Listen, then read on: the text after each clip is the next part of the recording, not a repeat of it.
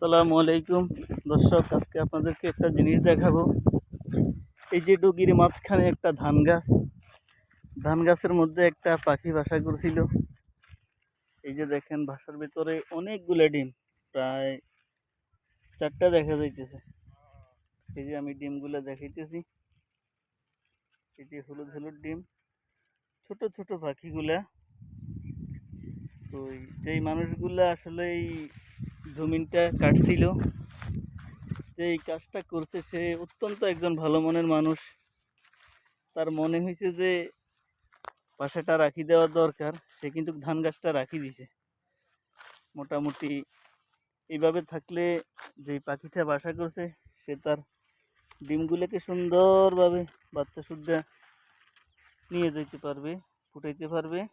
এই যে দেখেন, অনেকগুলো ডিম, এই হলুদ হলুদ।